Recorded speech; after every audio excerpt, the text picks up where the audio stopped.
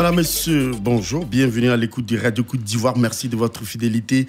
3 coups d'État en 18 mois en Afrique de l'Ouest, c'est presque un record sur le continent. Après le Mali, la Guinée, et bien c'est le Burkina Faso qui a enregistré un push militaire qui a invincé du pouvoir le président Roch Marc Christian Kaboré. Le terrorisme expliquerait-il la déstabilisation de ces États? En tout cas, hormis la Guinée, la principale revendication des pushistes qui ont pris les armes pour chasser du pouvoir les présidents démocratiquement élus, c'est la question de l'insécurité, donc du terrorisme, c'est en tout cas ce qu'ils avancent. L'action des djihadistes qui tuent les populations et terrorisent les pays est-elle en train de dérégler et assassiner la démocratie en Afrique de l'Ouest? Faut-il créer une contagion dans toute la sous-région quand on sait que tous ces pays de la sous-région peuvent faire l'objet d'attaques terroristes? Que faut-il faire pour mettre fin, bien sûr, à ce terrorisme? Voici autant de questions que nous poserons, bien sûr, à nos invités. Ils sont donc tous journalistes aujourd'hui, c'est une exception, j'ai envie de dire. Et ici, en studio avec nous, on a Franck Etienne, journaliste. Franck Etienne, bonjour. Bonjour, Timo Koudia. Merci d'avoir accepté notre invitation. Ils seront au téléphone avec nous. Il s'agit également de 2 journalistes, comme je le disais tantôt. Le premier, c'est Alafé Wakili. Il est au téléphone depuis Paris. Lui aussi, journaliste fondateur du quotidien L'Intelligent d'Abidjan. Alafé, bonjour. Bonjour, merci de nous avoir invités. Le plaisir est pour nous. En tout cas, merci d'avoir accepté notre invitation. Lui également est journaliste à Fraternité Matin. Il est grand reporter d'ailleurs dans ce quotidien pro-gouvernemental. Et il s'agit de Blesson Mathieu. Blesson Mathieu, bonjour. Oui, bonjour Gaston, bonjour chers auditeurs. D'accord. Beaucoup de plaisir en tout cas pour nous de vous avoir tous les 3 sur notre plateau de lundi débat pour parler bien sûr de cette question du terrorisme donc qui déstabilise, j'ai envie de dire, si vous voulez, la démocratie. Messieurs, on va tout de suite partir avec bien sûr cette première question. Comment comprendre que là où les chefs d'État et les militaires devaient s'accorder pour mener la lutte, l'un finisse donc, je vais parler d'un groupe, par poignarder l'autre sous le prétexte que l'action des djihadistes est très forte avec des conséquences incalculables. Alors, il est juste, puisque vous êtes en face de nous, donc Franck Etienne, on va commencer avec vous. Est-ce que les militaires ne sont pas eux-mêmes les premiers responsables de ces échecs quand on sait que la question sécuritaire relève d'abord du militaire? Merci Timo Koudia. Bonjour à tous les auditeurs. C'est vrai qu'en posant la question comme cela, et surtout que tel que vous plantez le décor, ça devait être donc une affaire de militaires, c'est-à-dire que la lutte contre le terrorisme devait être donc une affaire de militaires, mais en même temps, à la vérité, c'est que ce sont des responsabilités partagées, voilà, parce que le militaire ne peut agir que sur décision du politique, et puis après, derrière, il y a les moyens.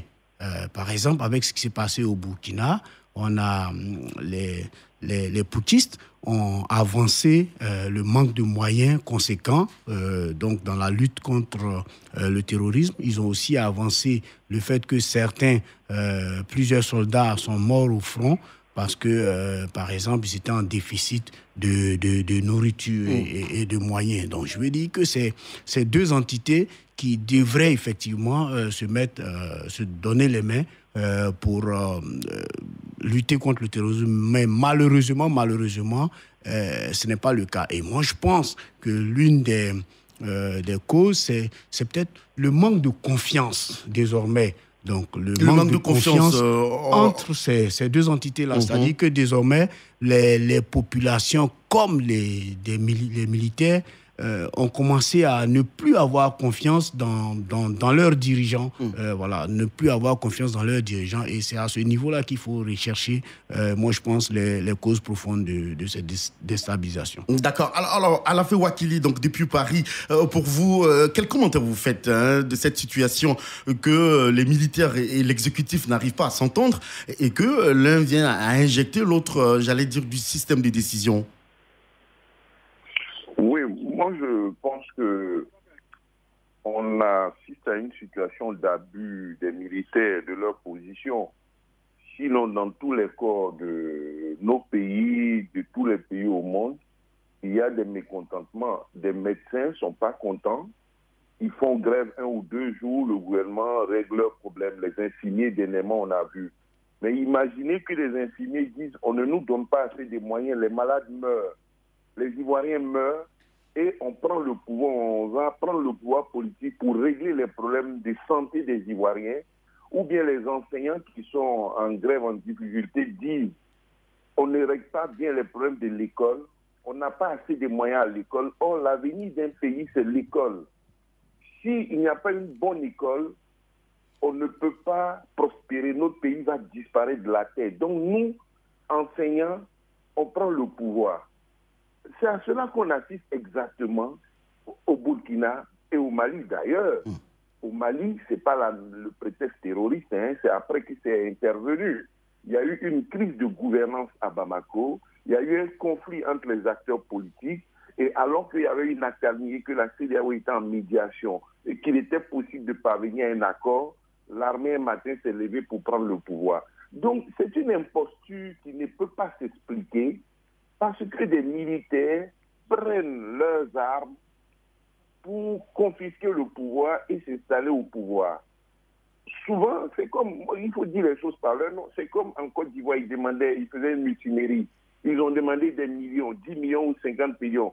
On ne leur donne pas. Bon, on leur a donné, ils se sont calmés. Mais imaginez que pour des histoires de millions, comme dans d'autres pays en 99, les gens se lèvent et puis prennent le pouvoir. Je ne comprends pas pourquoi ce n'est pas assez condamné, pourquoi ce n'est pas suffisamment condamné et que les explications qui nous sont données tendent à paraître comme des choses normales, tendent à faire accepter ces coups d'État comme des choses normales. Oui, mais... Il y a des chauffeurs de Bakar qui disent comme on ne règle pas nos problèmes, des étudiants disent comme on n'a pas réglé nos problèmes, nous on va prendre le pouvoir et on va régler nos problèmes.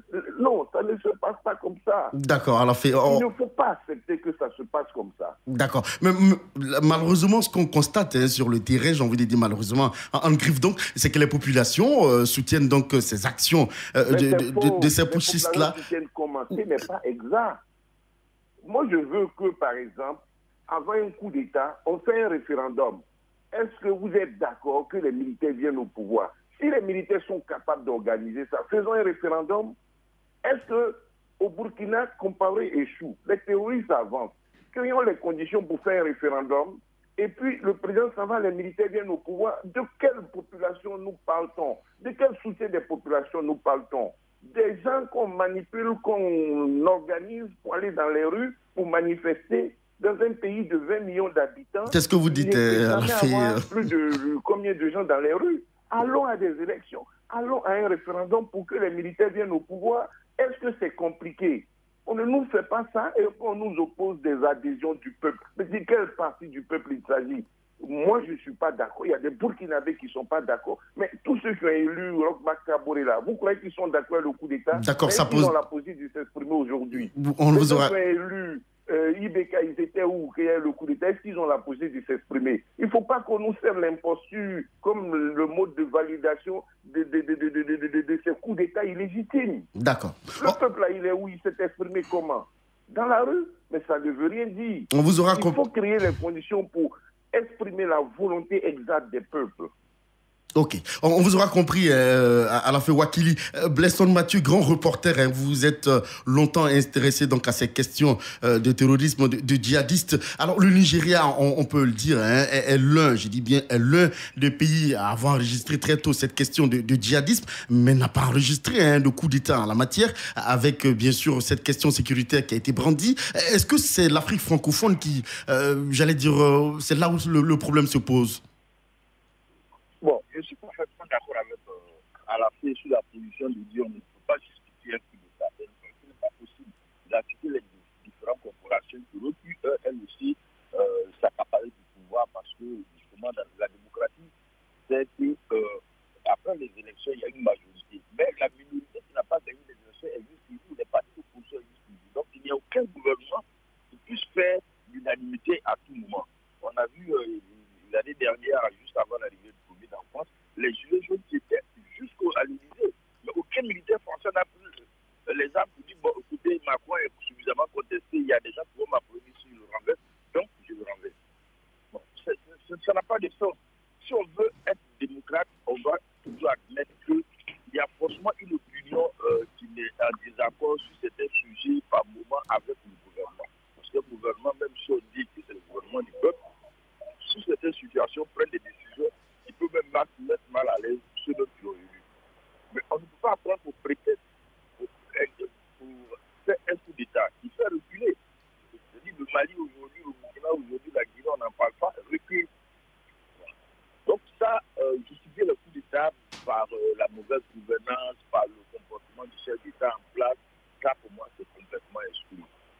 Maintenant, est-ce que la situation du Burkina, c'est vrai qu'il y a une mode.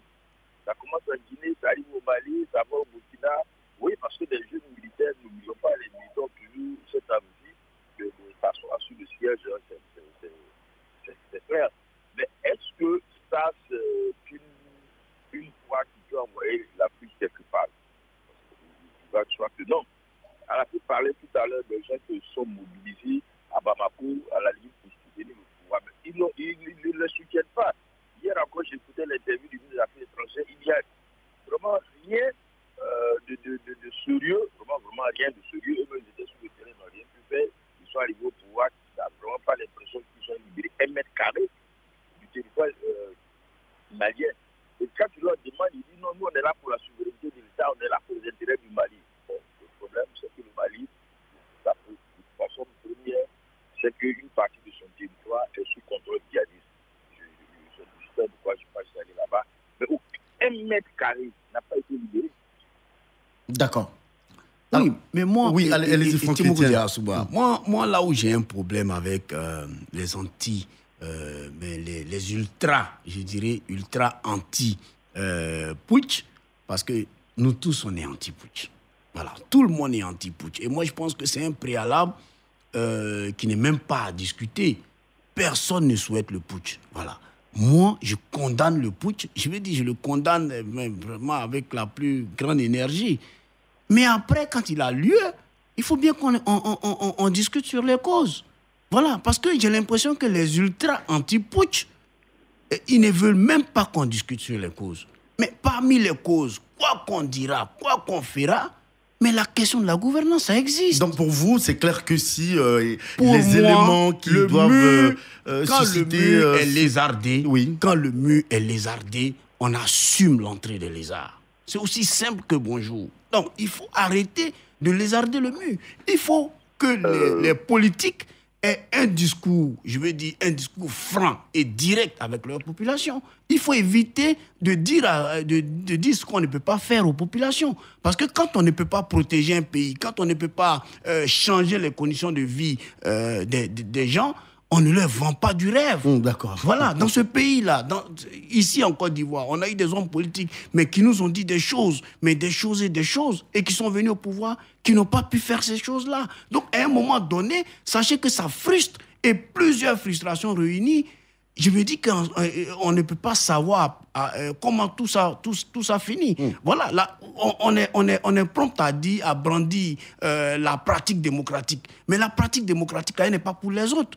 Elle est pour tout le monde. Voilà, on est prompt à dire, oui, quand vous êtes fâché, il faut que vous revendiquiez, il faut qu'on parte ceci, il faut qu'on parte devant la loi, tout ça. Mais c'est pas pour tout le monde, c'est pas pour une seule partie des populations, c'est pour tout le monde. Voilà, c'est vrai qu'ils sont militaires, ils ne savent que manipuler les armes, donc ils réagissent avec. Aujourd'hui, moi, tout à l'heure, il y a une information qui nous est parvenue, comme quoi l'affaire des 3000 docteurs, ils s'apprêtent à marcher, mais sur la présidence. C'est parce qu'ils n'ont que ça comme arme pour marcher sur la présidence. Si c'était des militaires, peut-être qu'ils auraient réagi autrement. Donc moi, je vais dire, à un moment donné, arrêtons de penser que nos armées sont nos militaires sont des enfants et qu'on peut manipuler. Des gens sont au front, ils n'ont pas à manger. Et vous voulez qu'ils réagissent comment alors qu'ils ont des armes en main? Des gens sont au front, ils n'ont pas d'armes. Et on leur dit, il n'y a pas d'argent pour acheter les armes. Et puis en même temps, ils voient des gouvernants en train de se pavaner dans la ville. Comment ils réagissent? On ne leur dit pas la vérité. Donc, à un moment donné, je veux qu'on pose le préalable. Le préalable, c'est que quelqu'un comme Franck Etienne est contre les coups d'État. Ça, c'est un préalable. Il n'y a rien à faire. Mais quand ça est là, quand les coups d'État sont là, à un moment donné, il faut qu'on discute sur les causes. Voilà. Si on ne discute pas sur les causes, on les règle comment? D'accord. Voilà. OK. Alors, vous aurez compris. Alain Wakili veut réagir, donc j'imagine. Hein, mais la question, avant que vous ne preniez la parole... Voyez-vous, ce qui est en train d'être dit là, c'est comme quelqu'un viole une femme et puis il vient dire c'est parce qu'elle m'a provoqué que je l'ai violée. Non, c'est pas le quelqu'un qui parle. Ça? Non, s'il vous plaît. Okay. Est-ce qu'on peut accepter ça? Est-ce que parce que le militaire est au front, il a une arme, parce qu'il y a une mauvaise gouvernance, parce qu'il a faim et que comme lui il a une arme pour agir et que le médecin là, lui ne peut que marcher, lui le militaire là, il doit prendre son arme pour faire un coup d'État. Ça veut dire quoi? Quand c'est arrivé, on explique. Donc, quand un meurtre arrive là, non, moi j'avais faim, lui il est riche. Moi j'avais faim, il est riche, et donc je l'ai tué pour voler son argent et puis avoir à manger. J'avais faim, il ne me donnait pas à manger. Mais si on cherche des causes, l'explication, si on veut expliquer un coup d'État, on va tout expliquer. Hein? On va expliquer l'apartheid, on va expliquer le racisme, on va expliquer tous les crimes. Pour dire non, comme c'est arrivé, essayons de comprendre. Parce que le coup d'État est arrivé, on est anti-coup d'État, comme France, il est anti-coup d'État, mais nous on est ultra d'après lui. Lui, il est anti-coup d'État. Le coup d'État qu'il conteste, qu'il combat là, c'est arrivé, il dit bon, on n'a qu'à expliquer. Donc c'est d'explication en explication là qu'on va toujours trouver des raisons de coup d'État. Parce que ceux qui viennent d'arriver là, il suffit qu'un soldat n'ait pas à manger, parce qu'ils ne sont pas là avec des solutions miracles. Hein. Il y a eu des événements encore il y a 2 ou 3 jours. Les djihadistes ne sont pas encore partis. Le Mali n'a pas réglé ses problèmes 18 mois après. Et rien ne nous dit que dans 5-6 mois, le djihadisme et les terroristes seront boutés hors du Burkina. Le problème va demeurer. Doit-on, pour cette raison, encore faire un autre coup d'État? Non, il ne faut jamais commencer ça. Il ne faut jamais prendre son arme là pour s'installer au pouvoir et abuser de sa position. Parce que ces armes que le militaire a là, c'est les armes qui appartiennent à tout le monde. C'est l'argent de toute la population qui a été utilisé pour lui acheter ces armes-là. D'accord. C'est le militaire qui est le sympathisant des Kaboré, là. Il a payé ses armes. Le sympathisant des autres partis politiques qui ne soutiennent pas le coup d'État, là, ils ont payé ses armes et ils ne l'ont pas envoyé pour aller faire un coup d'État, prendre le pouvoir. Ils attendent les élections pour faire savoir leur choix. Et lorsque le politicien a menti, n'a pas tenu ses promesses, il faut attendre la prochaine élection pour le lui dire il est parti. D'accord, on aura compris votre... Et avant la prochaine élection, il faut aller aux élections. Oui, à la fin, rapidement terminé, oui. Ces impostures de coup d'État, il faudra les expliquer pour donner l'occasion de dire oui, parce qu'il y a eu ceci, parce qu'il y a eu cela, il faut faire un coup d'État. Ça ne peut pas passer, cette manière de faire passer des crimes. Parce qu'un coup d'État est un crime. D'accord. Parler des crimes de viol, ce n'est pas la même chose. Mais qu'un coup d'État échoue là, comment on le traite? On le traite comme un crime. C'est un crime, un coup d'État. D'accord. Quand il échoue, on le traite comme un crime. Pourquoi quand il réussit, on doit l'applaudir? C'est quelque chose qui est un crime. C'est-à-dire que tu as tué un homme, c'est un crime. Mais tu as tenté même de tuer, c'est un crime. On dit tentative d'assassinat et de meurtre. On te condamne. Mais il suffit qu'on réussisse un coup d'État, alors que quand tu as réussi un crime normal, on te sanctionne. Mais il suffit qu'on réussisse un coup d'État pour qu'on tente de le faire valoir comme de l'héroïsme, quelque chose qu'on doit justifier et applaudir. Mais l'échec, c'est un crime. Mais le succès d'un coup d'État ne peut pas transformer ce coup d'État en une bonne chose. D'accord, on aura compris votre point de vue à la fin. Mais la thématique... mais rapidement, non, je veux dire, revenons un peu. Qu'on évolue sur la question. La thématique, elle est claire. C'est-à-dire qu'on a une spirale qui vient de s'ouvrir de coup d'État. Donc, quand on va débattre, je veux dire, c'est pour attirer l'attention des uns et des autres. Justement, c'est pour ça que le plateau est... Pour que cette spirale s'arrête. Voilà, pour que cette spirale s'arrête. Mais quand on dénonce sans jamais poser les vrais problèmes. D'accord. Voilà. La question sécuritaire, c'est la question de fond actuellement, en tout cas pour ce qui est de ce plateau-là. Alors, l'autre question, je vous souhaite qu'on évolue, messieurs, sur le débat. Ce que je peux dire, c'est que vous comprenez, au téléphone, avec donc les interférences, il y a des légers décalages. Alors, la prochaine question est de savoir, est-ce qu'il faut craindre un effet domino? C'est vrai que la question sécuritaire est très importante, mais est-ce qu'il faut craindre que pratiquement, ça soit toute l'Afrique de l'Ouest qui soit dans cette contagion-là? Et à ce niveau-là, il faut juste se rappeler qu'il y a eu le printemps arabe. Avec le printemps arabe, tous les pays n'ont pas connu le printemps arabe. C'est-à-dire que tous les pays arabes n'ont pas connu le printemps arabe. Parce qu'à un moment donné, quand la spirale a commencé, quand le printemps arabe a commencé et que ça a touché 1 ou 2, 3 pays, il y a certains pays comme le Maroc qui ont anticipé en posant exactement les vrais problèmes. C'est ce que je demande aujourd'hui. C'est-à-dire que les pays qui ne sont pas encore touchés, comme la Côte d'Ivoire, comme le Nigeria, comme le Ghana, il faut que ces pays-là, aujourd'hui, s'asseyent et qu'on pose réellement le problème. C'est-à-dire qu'on peut rester, effectivement, en train de condamner, dire que c'est des bandits, mais après, il faut qu'on s'asseye, il faut qu'on discute, il faut qu'on voit Qu'est-ce qui ne va pas exactement? Oui, mais on sait que, Franck, la question sécuritaire, c'est une question qui ne se traite pas du jour au lendemain. Non, c'est une question mais la question sécuritaire, quelqu'un le disait hier, il dit il faut déjà un début de stratégie, un début d'acquisition de moyens, un début de discussion pour mettre les forces ensemble. Moi, je veux voir la CEDEAO. C'est vrai qu'aujourd'hui, on a la MINUSMA, on a l'opération Barkhane, tout ça, mais je veux dire que je veux voir la CEDEAO plus dynamique sur cette question-là. Vraiment un peu plus dynamique que maintenant. Oui. Voilà, réactiver un certain nombre de forces et puis réactiver un certain nombre d'accords, faire agir sur les frontières. En tout cas, je veux voir la CEDEAO plus dynamique que maintenant. Je ne dis pas qu'elle fait rien. Elle fait des choses, mais je veux la voir plus dynamique que maintenant, à dégager véritablement les moyens qu'il faut dégager. Voilà, ne pas attendre qu'on se retrouve, je veux dire, que des militaires se retrouvent sans pain, par exemple. D'accord, vous y étiez là, en tout cas, pour vous, ça vous choque énormément. Alors, Blesson Mathieu, est-ce qu'il faut craindre l'effet, il faut craindre quelques soucis avec Blesson Mathieu, le téléphone a dû nous lâcher à mi-chemin. Alors, à la fin, est-ce qu'il faut craindre l'effet domino? Oui, il faut craindre l'effet domino si on estime que l'absence de boîte de sardines, l'absence de balles ou de munitions peut expliquer et faire accepter un coup d'État. Oui, il faut craindre l'effet domino. Si, parce qu'un politique n'a pas tenu sa promesse, on peut expliquer et accepter qu'un coup d'État a lieu d'être.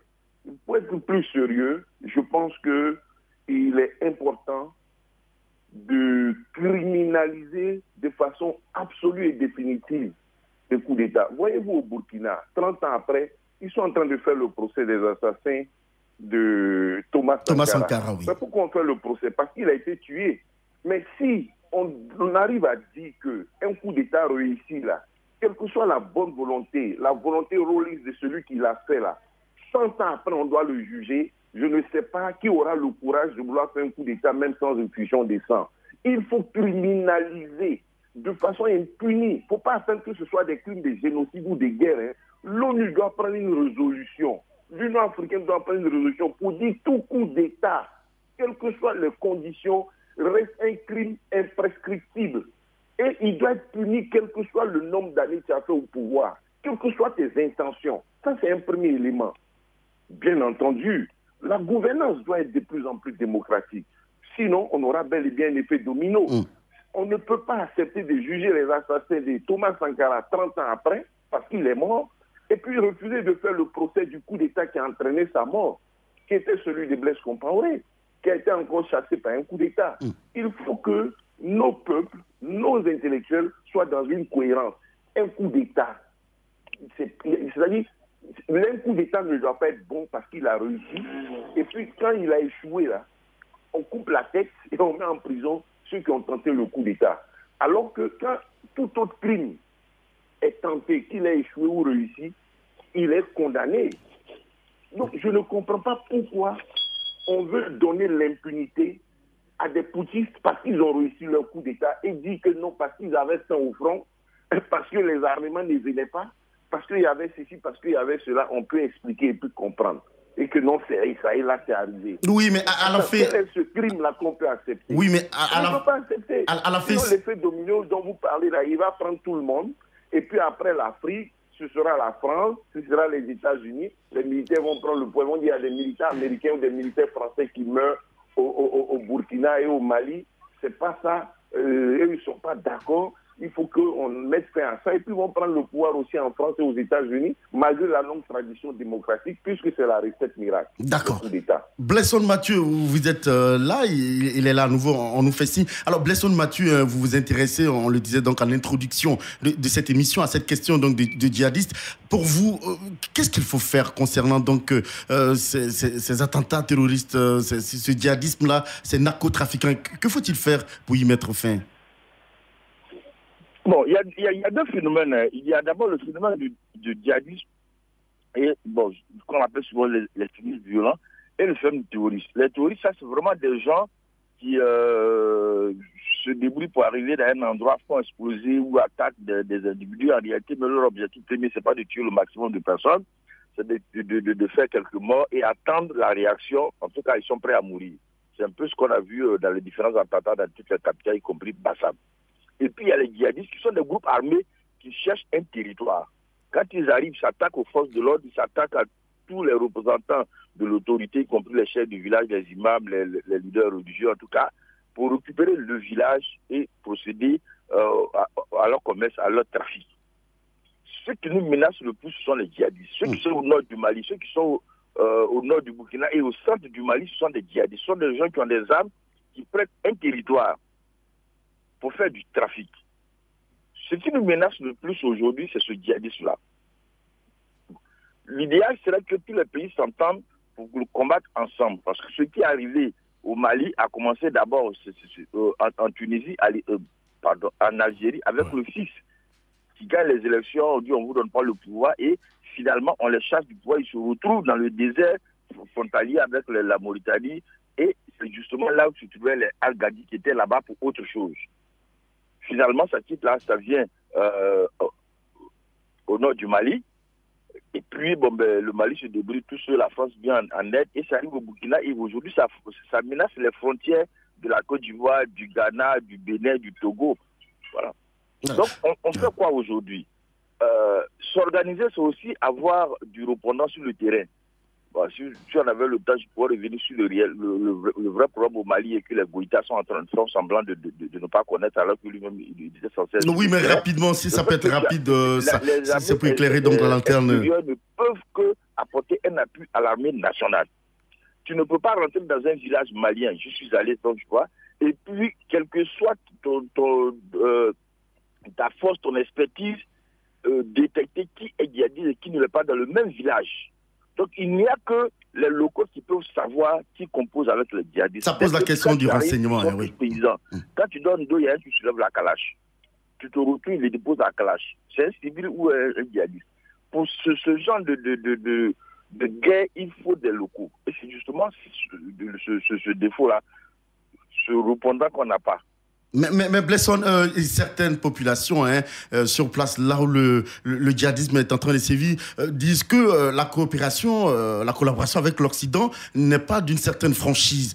Pour ces personnes-là, sinon pour ces populations, comment expliquer le fait que ces Occidentaux, qui ont toute l'armada technique, la technologie qu'il faut, n'arrivent pas à aussi couvrir une vaste zone et à repérer ces djihadistes et quitte à aller les bombarder?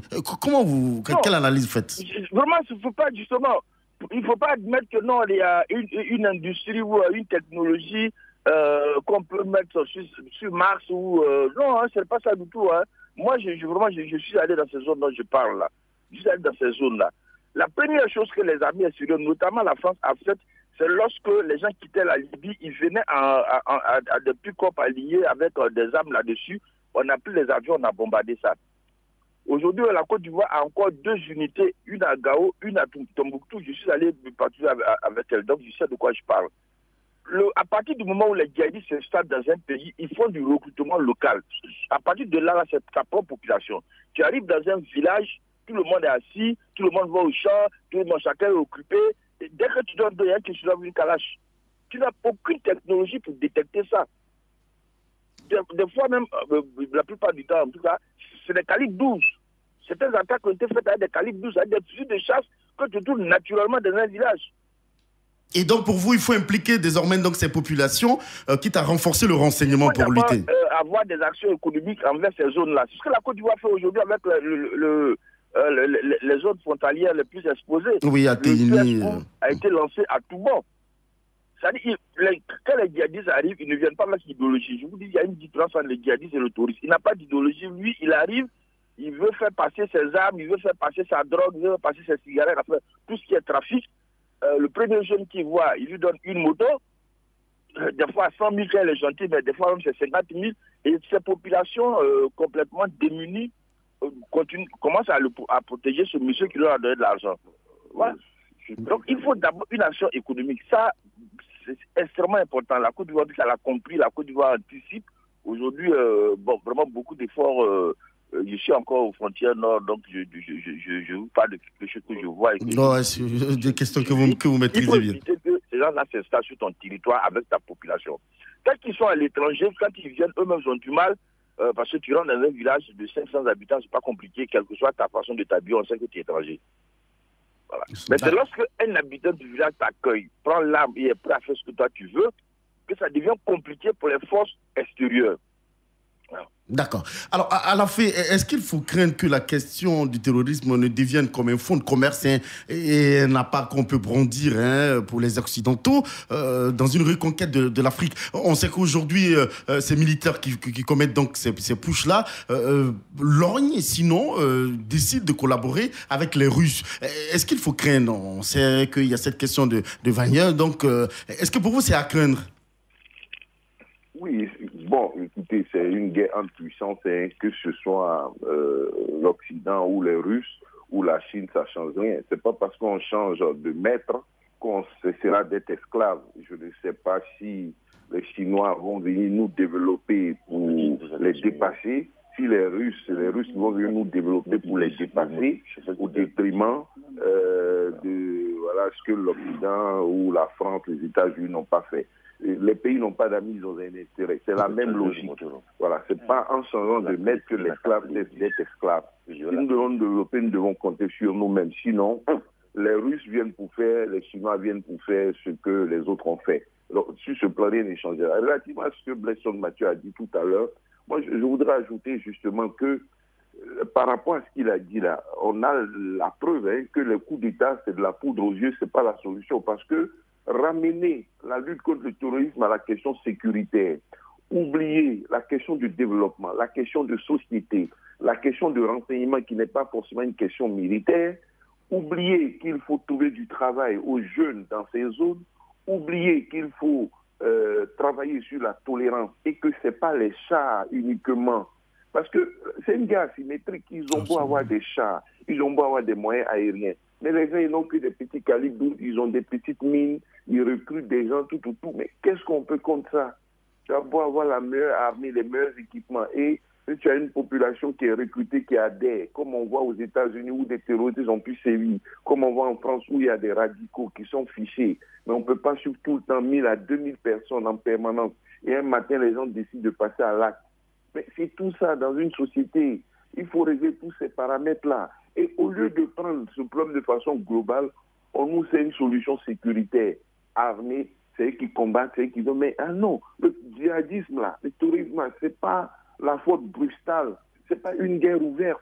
C'est une guerre, dit-on, asymétrique. Justement. Les gens sont cachés.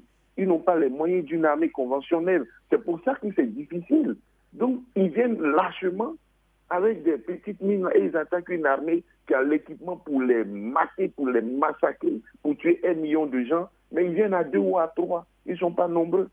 Donc, on ne peut pas nous dire que c'est une question de ceci ou de cela et qu'il faut que des militaires viennent au pouvoir pour mieux anticiper ça. Mais ceux qui ont tué 50, 100 militaires burkinabés, ils sont à peine 10. Ils s'en vont les prendre par surprise aux demandes de renfort, tout, mais c'est des petites unités. Donc, ce n'est pas une solution forcément sécuritaire. C'est un tout et les militaires ne sont pas les mieux outillés, les seuls outillés pour régler la question. La preuve, quand ils prennent le pouvoir, ils appellent encore des civils de l'ancien régime ou pas. Ils travaillent avec l'administration qui était là. Ils travaillent avec la justice qui était là. Ils travaillent avec le même peuple qui était là. Qu'est-ce qui change? 100 personnes. C'est-à-dire Oui. on change le président, Oui. on change un gouvernement. Et c'est-à-dire qu'ils changent seulement 100 personnes. Et puis on continue avec tout le reste. D'accord. Vous croyez que c'est ça la solution? Oui, mais à la fin, si tel que, j'allais dire, cette information est avérée que les soldats donc qui sont en poste dans ces zones-là, fragilisées, je veux parler du Burkina Faso, des soldats qui n'arrivent pas à avoir de quoi manger, est-ce que c'est pas grave aussi? Est-ce que c'est pas de nature à voir le système de fonctionnement et le fonctionnement des systèmes décisionnels? Je vous dis, on change le président, on change 100 personnes. Qu'est-ce qui a créé ce dysfonctionnement? Vous croyez qu'un président, lui, ça l'intéresse de garder, de faire la rétention de l'argent? Oui, mais pas forcément l'exécutif, mais je veux dire... On règle ce problème-là. Il y a eu un problème, on ne fait pas un coup d'État pour ça. On ne fait pas un coup d'État pour ça. Sinon, même quand souvent il y a des crashs d'avions, là, on peut dire, bon, il y a plus de 50 000 personnes qui meurent. On peut dire, mais on ne fait pas qu'enlever le ministre des Transports, on ne fait pas que dissoudre la compagnie, il faut qu'enlever le président de la République. On a des événements qui font plus de victimes. D'accord, on vous aura compris. Timoko Diarasuba. Voilà, il faut déplorer ce qui s'est passé. il faut déplorer ce qui s'est passé, ouvrir une enquête, voir ce qui s'est passé, mais ce n'est pas suffisant pour justifier et faire accepter un coup d'État. Et ce n'est pas parce que le coup d'État est là, il est là, on en prend acte, qu'on va dire, bon, c'est arrivé, on fait avec. On en prend acte, il s'impose à tout le monde. Mais on n'a pas le droit de faire croire que c'est une bonne chose. On doit passer le temps à dire tous les matins que c'est une mauvaise chose. D'accord, on vous aura compris. De le faire. Voilà le problème. Okay. Les autres, en voulant expliquer, ils ont tendance à vouloir nous dire oui, on est contre, mais leur explication finit par faire accepter, par faire trouver normal. C'est contre quoi ils sont contre. Nous, on dit non. On connaît les raisons. On veut qu'on fasse des colloques sur des coups d'État. On connaît les raisons. Mais ces raisons-là ne suffisent pas pour faire accepter. Oui, on subit ça. Mais une fois qu'on a subi, est-ce qu'on est obligé d'aimer? Les autres ne veulent pas dire qu'on est ultra coup d'État. Mais ça veut dire quoi être ultra coup d'État? Ultra gentil. Ça est là, et puis en prendre acte. Non, on en prend acte, mais tous les matins, on doit leur dire que c'est des poutistes, ils sont illégitimes. On vous aura compris à la fin, on vous aura parfaitement compris à la fin. Malheureusement, le temps court rapidement dans cette émission. Moi, Franck. Je voulais rassurer, rapidement. Je voulais rassurer l'aîné à la fin pour lui dire qu'effectivement, tous les matins, on va leur dire que c'est pas bon.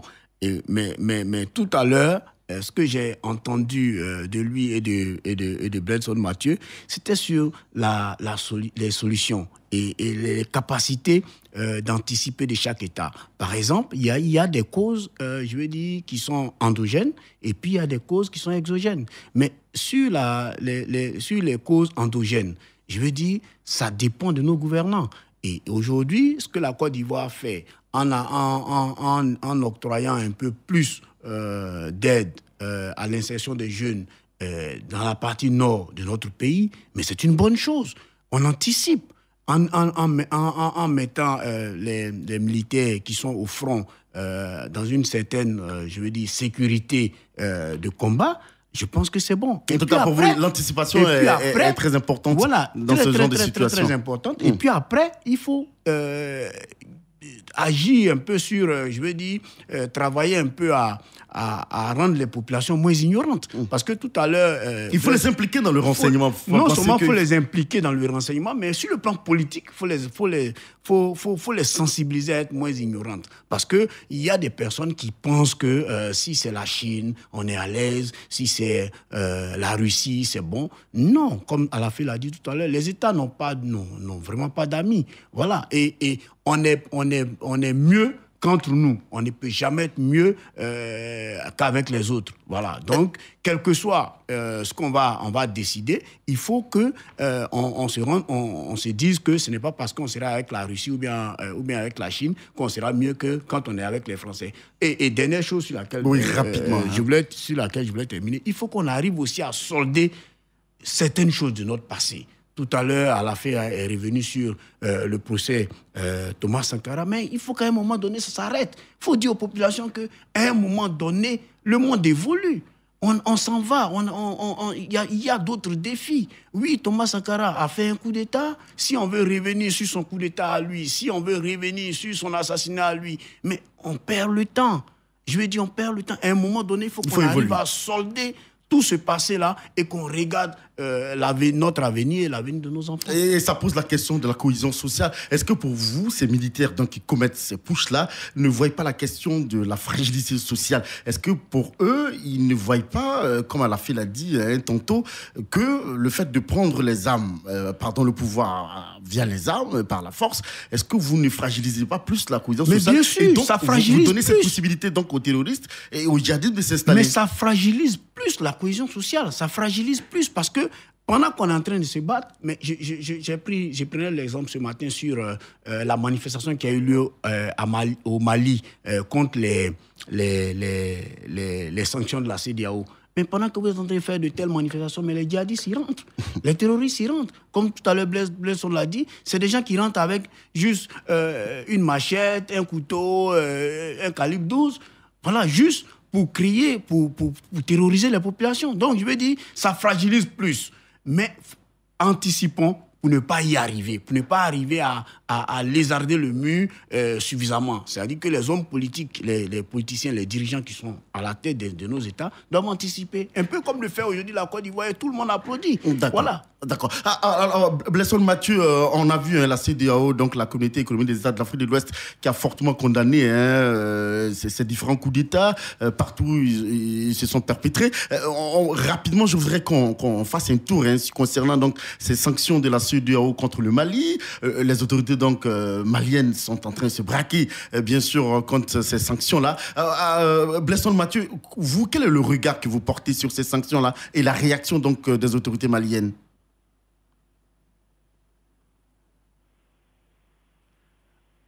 Quelques soucis avec Blesson Mathieu. Non, mais avant je veux dire que la situation a quand même évolué. Hein. Oui. Aujourd'hui, les militaires sont en train de parler de 2 ans. C'est vrai qu'ils avaient demandé 5 ans de transition. Aujourd'hui, ils sont en train de parler de 2 ans. La CEDEAO est restée encore campée donc sur sa position. C'est vrai que c'est une position de la CEDEAO que moi je ne partageais pas parce que j'estimais que c'était trop fort pour le peuple malien et qu'on pouvait laisser ces sanctions-là cibler, ces sanctions-là directement sur les putschistes.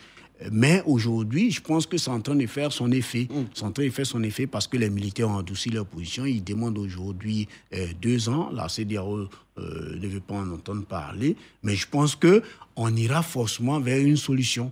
Voilà. Et pour vous, est-ce que les autorités maliennes actuelles doivent assouplir leur position, regarder l'intérêt supérieur de la nation? Elles sont obligées d'assouplir leur position. Parce que, comme tout le monde le sait, ces putschistes-là ne peuvent pas combattre le djihadisme, ne peuvent pas combattre le terrorisme. Dans l'état actuel, il faut bien qu'on avance et que, comment on appelle ça, je veux dire, on passe à autre chose, quoi. D'accord. Voilà. À la fin, vous, quelle analyse vous faites sur ces sanctions de la CEDEAO et c'est vrai, cette réplique donc des autorités maliennes? Oui, les sanctions, on n'en reparle. Mais permettez-moi de dire 2 choses rapidement. Oui, rapidement. Vous voyez, en 2014, le Burkina était un pays en paix, alors que le Mali avait déjà les djihadistes. Mais les Burkinabés ont fait partie comparée au nom de la démocratie. Ils n'ont pas pensé à la stabilité, à la sécurité de leur pays. Et je crois qu'on a perdu également à la fin Wakili depuis donc Paris. Franck, vous êtes finalement le seul à être avec nous. C'est clair, vous parlez donc de ces sanctions, mais il y a aussi une question fondamentale qui revient très souvent. Pour vous, est-ce qu'il faut vraiment demander à l'Occident de s'impliquer fortement dans ce combat-là contre le terrorisme? Mais bien sûr, aujourd'hui, c'est pour ça que tout à l'heure je parlais de travailler à réduire l'ignorance de nos populations. Le monde est tel que personne aujourd'hui ne peut vivre en autarcie. Personne. Aucun pays ne peut vivre en se recroquevillant sur lui-même. On parle du Mali, mais qui est 4 à 5 fois la Côte d'Ivoire. Et dont notre population, je veux dire, notre population est le double de la population du Mali. Ça veut dire qu'il y a une grande partie du Mali qui n'est pas habitée, donc qui est aujourd'hui colonisée, si vous voulez, par les terroristes. Et cette partie-là, on arrive à combattre les terroristes comment, dans cette partie, si on n'a pas, je veux dire, les moyens militaires qu'il faut. Il faut forcément qu'on tende la main. Voilà. Et puis, la question du terrorisme n'est pas seulement une question, je veux dire, africaine ou ouest-africaine. C'est une question totalement mondiale. Voilà, totalement mondiale. Et c'est en ce sens que j'ai dit, il faut éviter ce que j'appelle la petite hypocrisie. Mettons-nous ensemble réellement. Voilà. Mettons-nous ensemble réellement et allons-y combattre le crime. Voilà. Parce que pour moi, c'est des criminels. Ça n'a rien à voir avec la religion ni ceci. C'est des criminels, c'est des bandits qu'il faut combattre. D'accord. À la fin, donc là, on a pu le récupérer grâce donc à nos techniques. À la fin, donc, je disais quelle analyse vous faites bien sûr de ces sanctions de la CEDEAO et de cette tentative des autorités actuelles maliennes qui veulent dire que bon, ils tiennent la barre. Bon, pas question de bouger sur leurs décisions. Oui, bon, déjà, Bamako est en train de mettre de l'eau dans son vin. Ils savent qu'ils ne pourront pas faire 5 ans de transition. Encore que,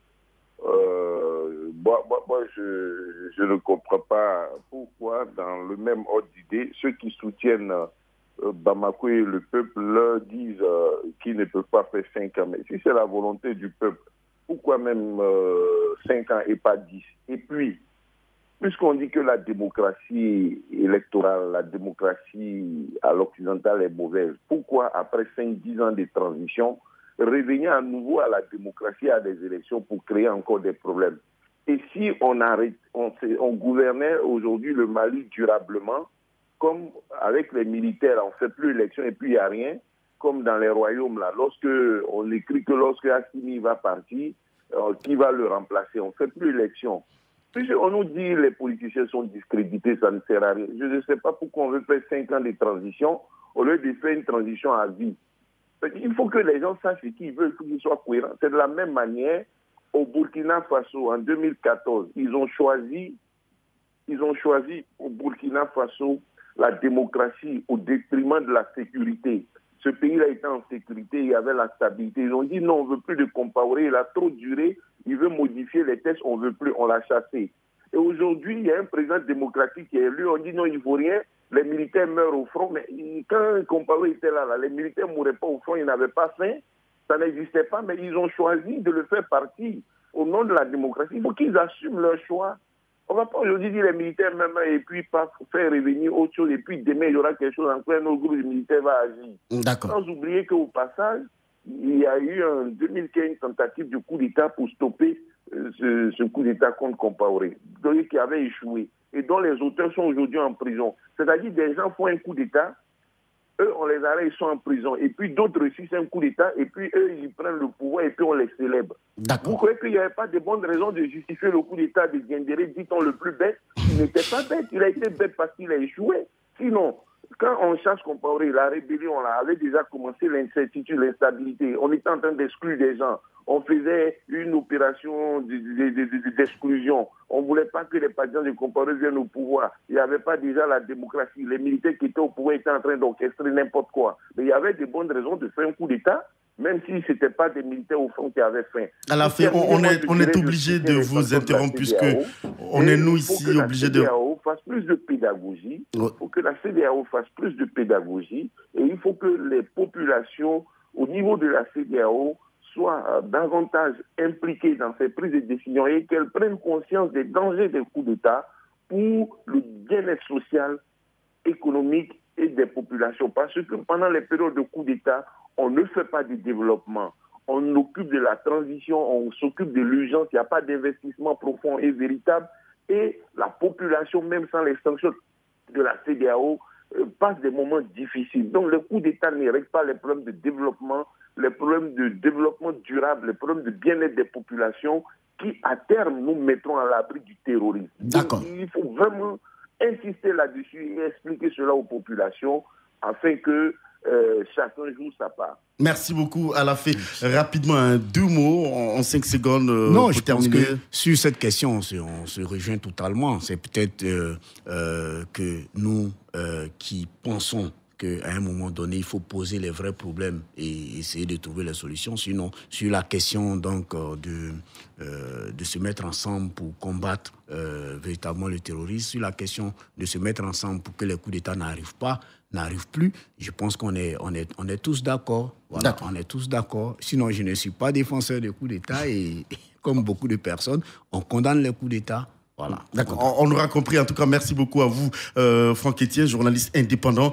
Merci également depuis Paris à Alafé Wakili, journaliste, directeur du quotidien L'Intelligent d'Abidjan. Et merci à Blesson Mathieu qui se trouve donc au nord de la Côte d'Ivoire pour des reportages, puisqu'il est journaliste et grand reporter à Fraternité Matin. Merci, messieurs. Merci à Clémence Conan qui s'est occupée de la technique, réalisation.